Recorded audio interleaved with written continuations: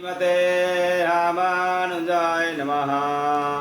श्रीशैलेशदयापात्रं दिभक्त्यादिगुणार्णवम् यतीन्द्रपवनं वन्दे रम्येजमातरं मुनिम्।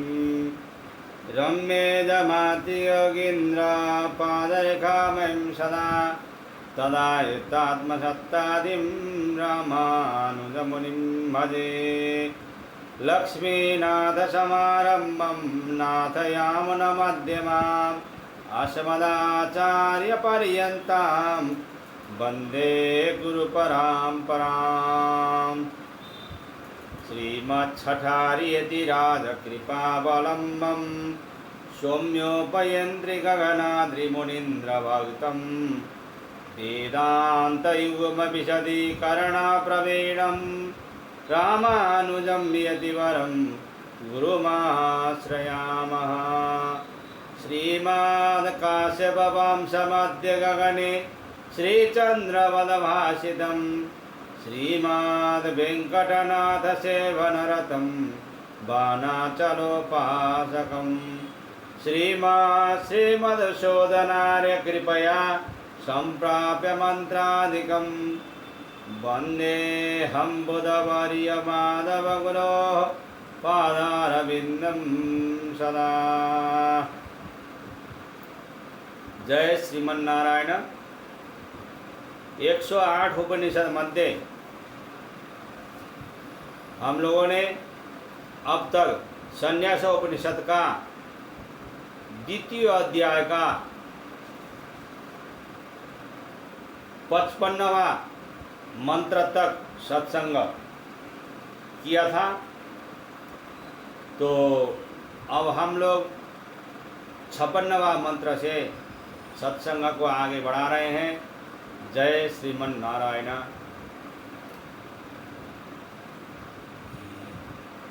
योऽन्त शीतलया बुद्धया रागद्वेष विमुक्तया साक्षिवद् पश्यतीदं हि जीवितं तस्य शोभते।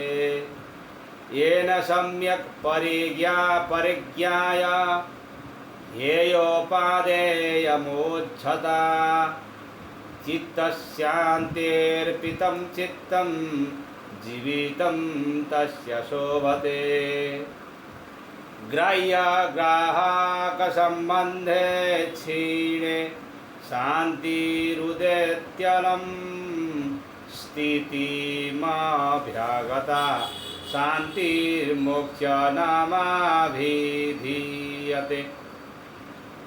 भ्रष्टबीजोपमा भूयो जन्माङ्कुरविवर्जिता हृदि जीवाद् विमुक्तानं शुद्धा भवति वासना।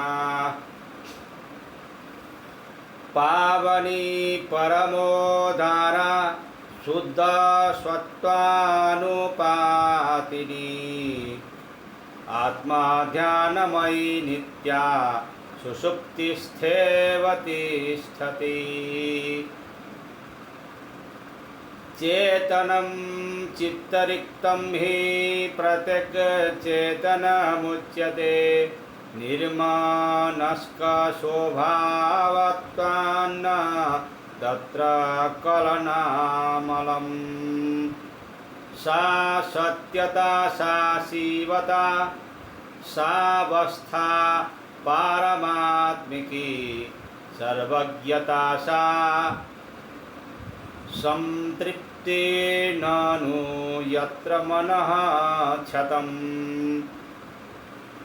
प्रलापन् विसृजन् गृह्णन्नुन्मिषन्निमिषन्नपि निरस्तमननानन्दः संविन्मात्रपरोऽस्म्यहम्। मलं संवेद्यामुत्सृज्य मनो निर्मूलयन् परम् आशापाशानलं छित्त्वा संविन्मात्र पुरोऽस्म्यहम्। अशुभाशुभसङ्कल्पः संशान्तोऽस्मि निरामयः नष्टेष्टानिष्टकलनः संविन्मात्रपरोऽस्म्यहम्। जो मनुष्य राग द्वेष रहित और भीतर में शीतल शांत बुद्धि से इस सारे जगत को एक साक्षी की भांति ही देखता है, उसका जीवन शोभायमान होता है। जिसने पूर्ण ज्ञान को प्राप्त करके हेय और उपदेय की बुद्धि को त्याग दिया है और जिसने अपने चित्त को चित्त के भीतर ही अर्पित कर दिया है, उसका जीवन शोभायमान होता है। ग्राह्य और ग्राहक का संबंध विनष्ट हो जाने के बाद स्थायी शांति का उदय होता है। अतः इस स्थिति को ही मोक्ष नामक प्राप्त शांति कहा गया है। ऐसे जीवन मुक्त की शुद्ध वासना को दग्ध बीज की उपमा दी जाती है। दग्ध बीज जैसे अंकुर प्रकट करने में असमर्थ होता है, वैसे ही उनकी पवित्र वासना सांसारिक अंकुरों को प्रकट नहीं करती। यह पतित पावन परमोदार शुद्ध सत्व को ही आत्मसात करने वाली जीवन मुक्त की वासना आत्म ध्यान संपन्न और अपने नित्य स्वरूप में ही सर्वदा प्रतिष्ठित होने वाली होती है। जब चैतन्य तत्व चित्त से शून्य हो जाए तभी वह प्रत्येक भीतर का आत्म तत्व कहा जाता है। जब उसका स्वरूप चेतन का स्वरूप निर्मनस्क मनोरहित हो जाता है तब उसमें किसी भी प्रकार का मोह आकलित शामिल नहीं होता। वही सत्यता वही सत्यता है, वही शिव स्वरूप है, वही परमात्ममय अवस्था है, वही सर्वज्ञाता है, वही संतृप्ति है कि जहाँ मन खंडित बटा हुआ विभक्त नहीं होता अर्थात एक समान ही रहता है, उसमें मेरे तेरे का भेद नहीं होता।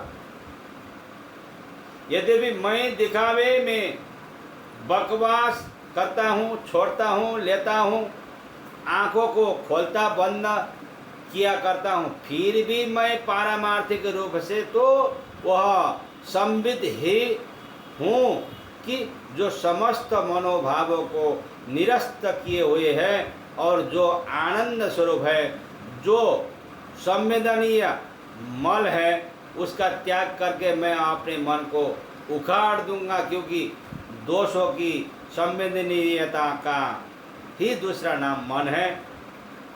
आशा रूपी फंदों को काटकर मैं बस केवल संविद रूप ही हूँ। शुभ और अशुभ संकल्प से रहित होकर मैं परम शांत और स्वस्थ स्थिति में हूँ।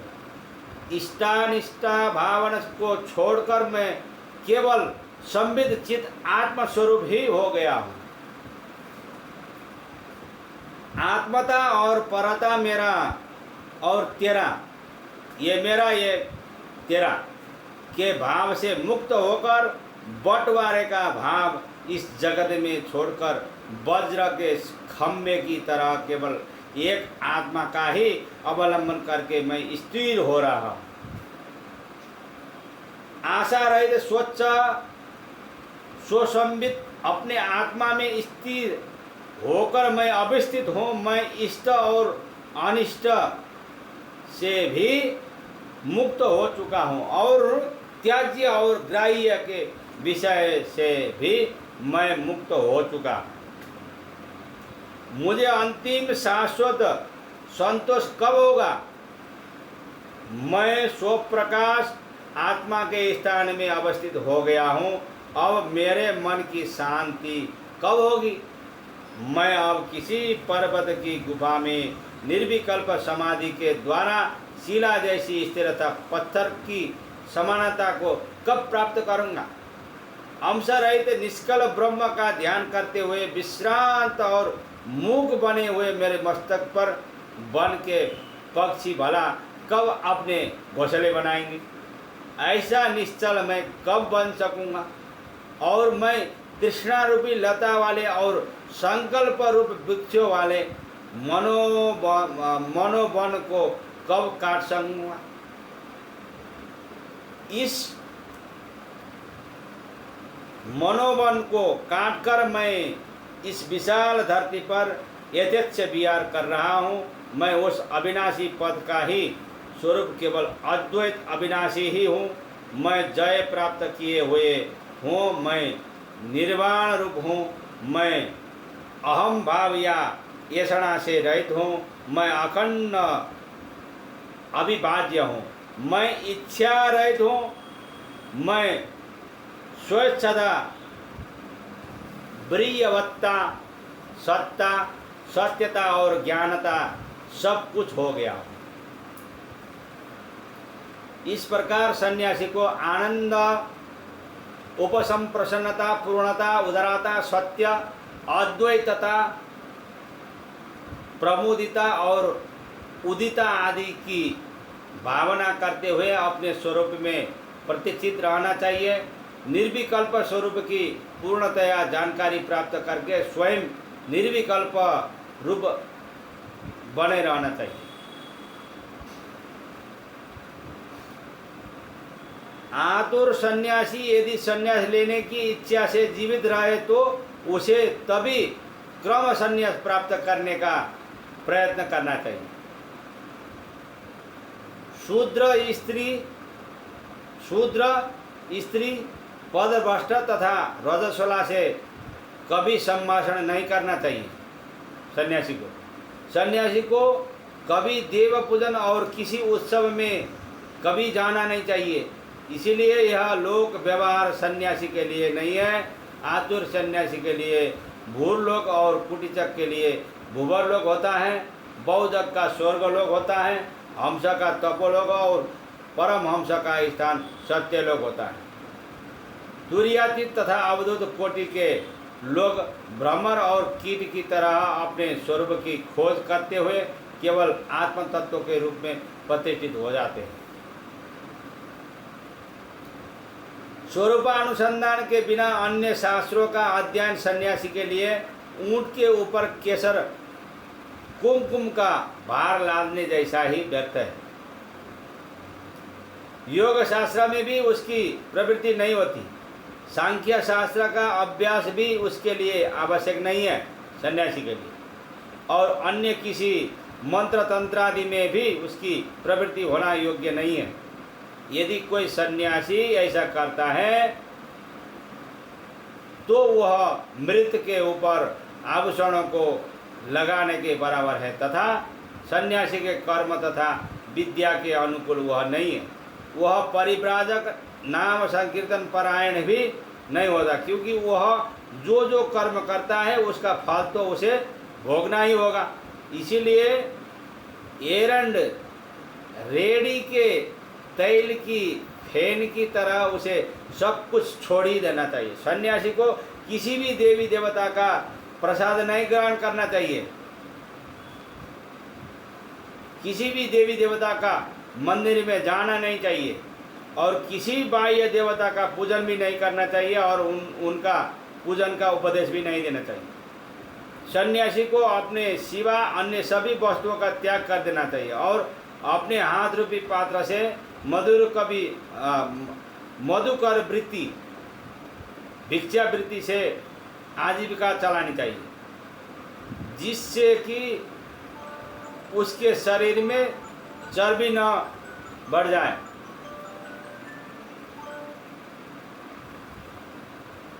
तथा उसको निरंतर भ्रमण विचरण ही करते रहना चाहिए। सन्यासी को अपने हाथ रूपी पात्र के द्वारा तथा मुख रूपी पात्र द्वारा भिक्षा लेकर खाकर जीवन बिताना चाहिए। सन्यासी को अपने आहार के परिमाण में ही भिक्षा मांगनी चाहिए। उसको पेट के 4 भाग करके 2 भाग भोजन के लिए रखना चाहिए, 1 भाग पानी के लिए तथा 1 भाग हवा के आने जाने के लिए रखना चाहिए। सन्यासी को हमेशा भिक्षावृत्ति के ऊपर ही आधार रखना चाहिए और हमेशा एक ही घर से भोजन नहीं करना चाहिए। सन्यासी को जो लोग शांत भाव से उसकी राह देखकर बैठे हुए हो उन्हीं के यहाँ प्रयत्न पूर्वक जाना चाहिए सन्यासी को। सन्यासी को 5 या 7 सदाचारी गृहों से भिक्षा लेनी चाहिए और गाय के दोहने में जितना समय लगता है उतने ही समय तक प्रतीक्षा करनी चाहिए उस गृहस्थ के घर में। और जहाँ से एक बार भिक्षा ली हो वहाँ फिर से नहीं जाना चाहिए। रात्रि में भोजन की अपेक्षा तो उपवास कर लेना ही अच्छा है। रात्रि में सन्यासी कभी भोजन नहीं करना चाहिए। रात्रि को सन्यासी अगर रात्रि में भोजन करता है तो वो पाप ही भोजन करता है। और उपवास की अपेक्षा आयाचित बिना मांगे मिलने वाली भिक्षा अधिक अच्छी है और आयाचित से भी मांगकर खाना अधिक अच्छा है। इसलिए जहाँ तक बन सके भिक्षा का ही आश्रय लेना चाहिए। भिक्षा के समय दाहिने बाएं मार्ग से घर में प्रवेश नहीं करना चाहिए। जिस घर में कोई दोष न हो उस घर को भूल या मोह से नहीं छोड़ना चाहिए, वहाँ भिक्षा लेनी चाहिए। यदि वेदज्ञ मनुष्य भी श्रद्धा भक्ति से रहित हो तो उसके यहाँ इस सन्यासी को भिक्षा नहीं मांगनी चाहिए।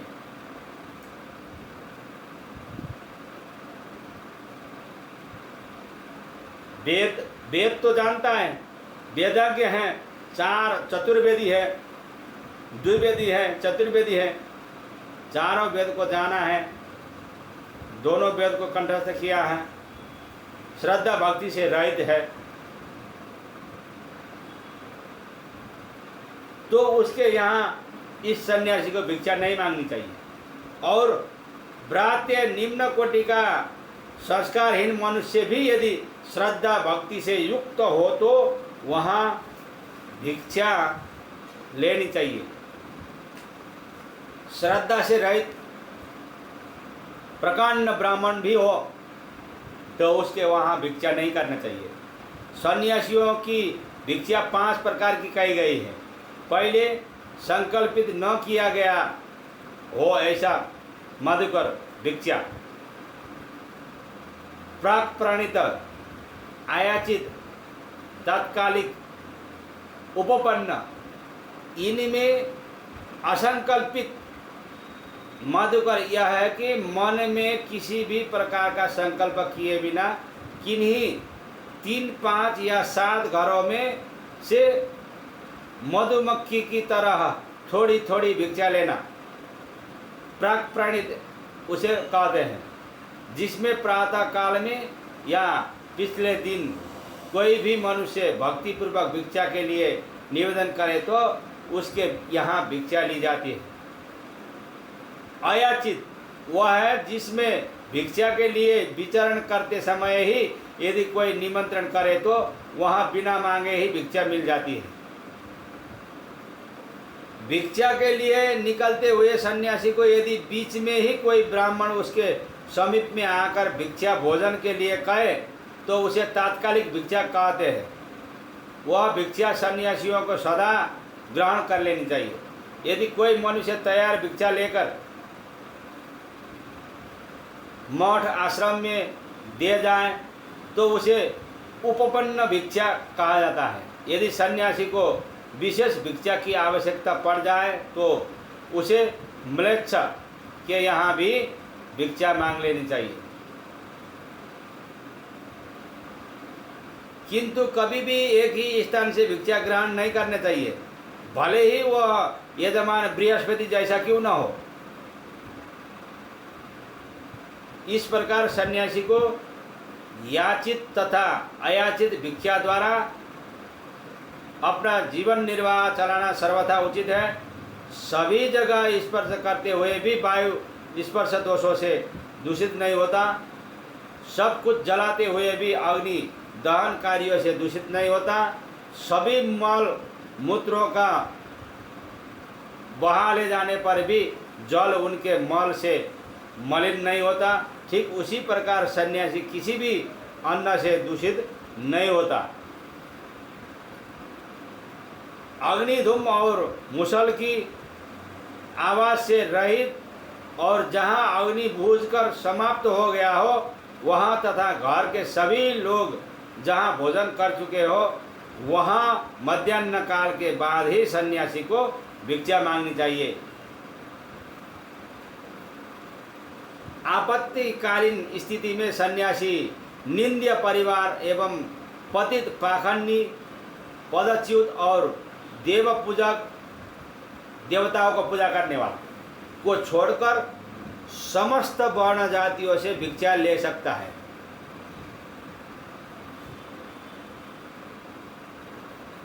देव पूजक को छोड़ने का मतलब भगवान के सिवा दूसरा को सेवा पूजा करता है, उसको पूजता है, उसको इष्टदेव बनाया हुआ है, तो उसके यहाँ नहीं करना चाहिए।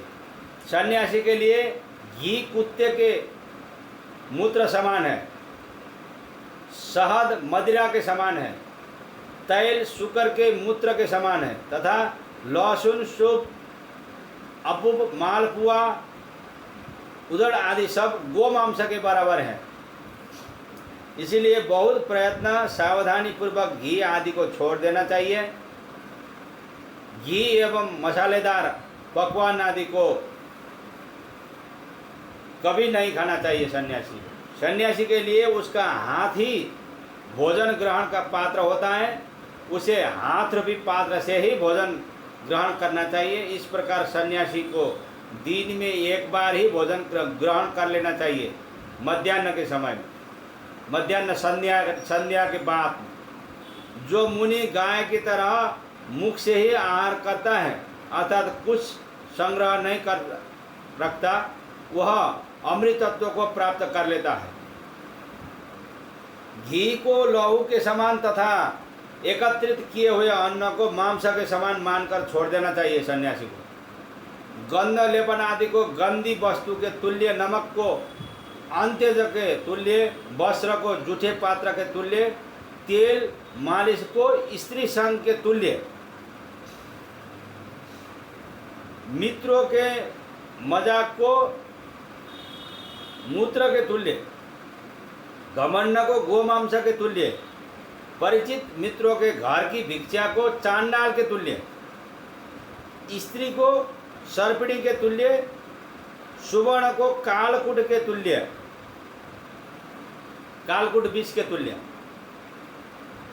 सभा आदि को श्मशान के तुल्य, राजधानी को कुम्भीपाक नरक के तुल्य, एक ही घर के भोजन को मृतक पिंड के तुल्य जानकर इन सब का परित्याग कर देना चाहिए सन्यासी को। उसको देवताओं का पूजन अर्चन कभी भी नहीं करना चाहिए और वहाँ जाना ही नहीं चाहिए। सांसारिक प्रपंचों को छोड़कर उसे जीवन मुक्त हो जाना चाहिए। सांसारिक प्रपंच में उसको नहीं पढ़ना चाहिए।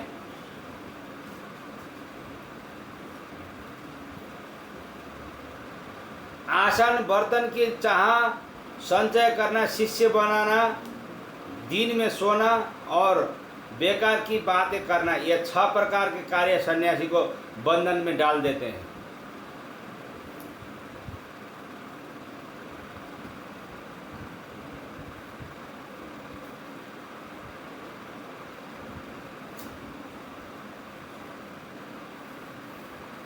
जय श्रीमन नारायण। कुछ विशेष कार्य के कारण अभी सत्संग को यहीं पूरा कर लेते हैं और कुछ ही समय के बाद में फिर से सत्संग हो सकता है। जय श्रीमन नारायण। अस्मद गुरु जय जय, परम गुरु जय जय, श्री सर्व गुरु रामानुज जय जय, रामानुज जय जय, येति पति जय जय, श्री धरणी धारा फणिपति जय जय। जय श्रीमन नारायण।